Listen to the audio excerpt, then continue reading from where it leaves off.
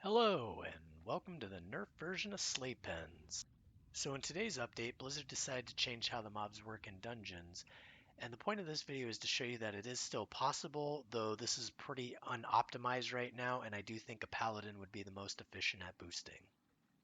However, I still wanted to make this video showing that it is still possible for casters to do this, and when Wrath comes around, I do think classes like a mage would really excel at utilizing the same techniques with their living bomb.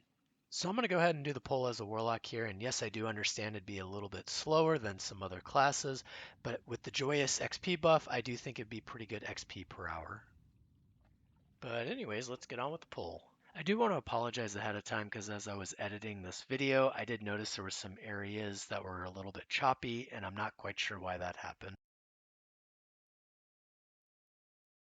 So for gear, we're going to want as much damage mitigation as we can. So in this case, I'm using my PvP gear because it has high stamina, and I'm also using my Voidwalker to reduce damage taken because we are going to be getting hit quite a few times. So next we're going to send in our pet on these pack of champions here, and really this is just so we can create some distance between us and the mobs.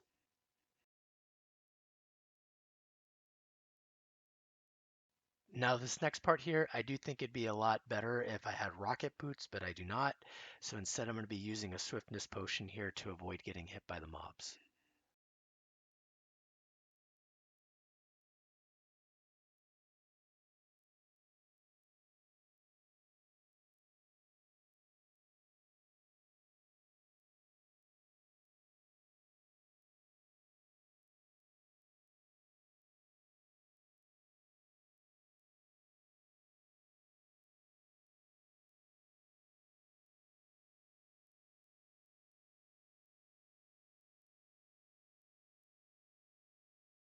So for the ledge that we're going to hop up on here, they did change this a little bit and they put walls all around it.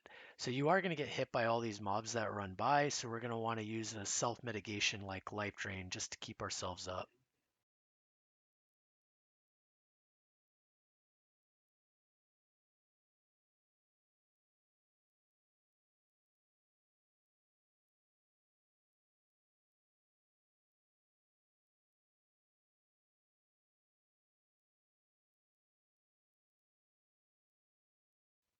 Next, we're just going to pull this pack here just to get a couple of extra mobs in the pull, and then we're going to go ahead and just keep jumping up on this ledge.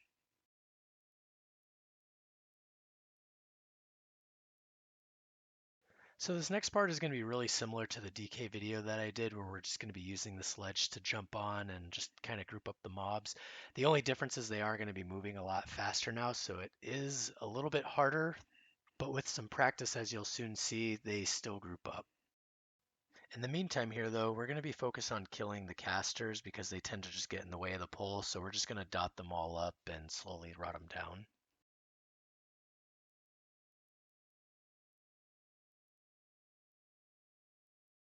So the next few minutes is kind of slow because we're just dotting up the mobs and then jumping on and off the ledge. So I'm going to go ahead and just jump ahead to where the mobs start grouping up and where we can start AoEing. So here we are at about the 7-minute mark where the mobs start grouping up.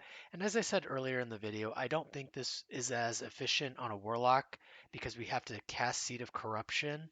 But I do think in pre-patch when mages get Living Bomb, they could really excel here because it's an instant cast that does heavy AoE damage.